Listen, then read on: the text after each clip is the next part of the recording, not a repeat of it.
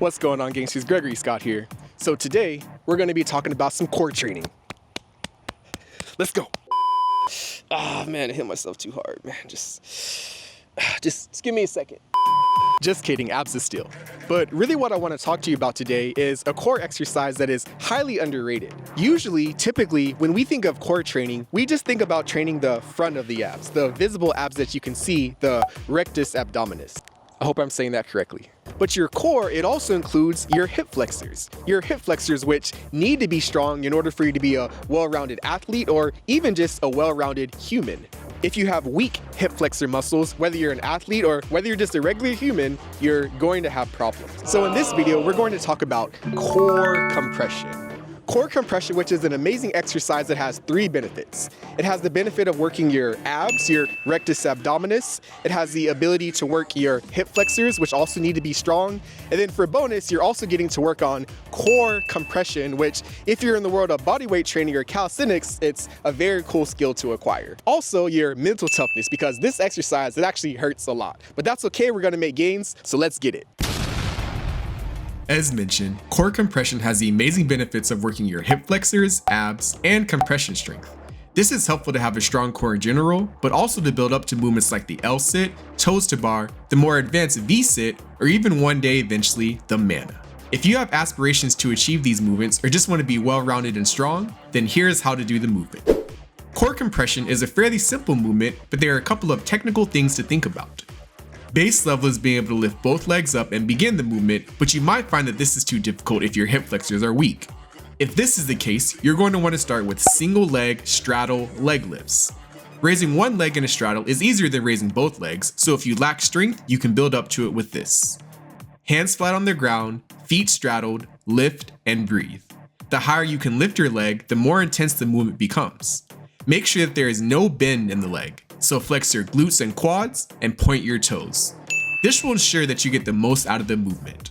To start off, you can try to hold this movement for anywhere from 10 to 30 seconds. Be warned though, if you've never done this movement before, 10 seconds will feel like a lifetime.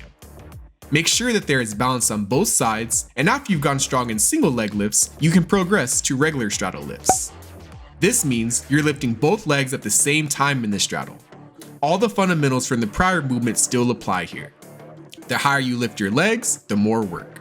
Make sure you continue to flex the glutes and quads, point your toes, and breathe. For this movement, if you have your hands outside of your legs, the movement is easier. If you bring your hands inside your legs, then the movement becomes harder. Adjust to your strength level and challenge yourself. Once you've spent some time becoming strong with the single leg and straddle leg lifts, now you're ready for full-on core compression.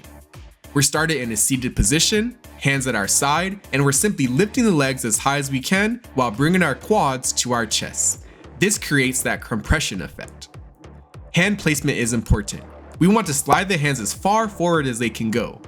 If we're not focusing on this, then that means we're leaning backwards, and that's not core compression. Actively be thinking of sliding the hands forward to compress. If you find any of these movements too difficult to do with flat hands, then you can come up to your fingertips to give yourself a little bit more leverage and more space to work with. Still, however, the fundamentals of the movement remain the same. Legs completely straight, glutes flexed, quads flexed, create active core compression, and most of all, breathe.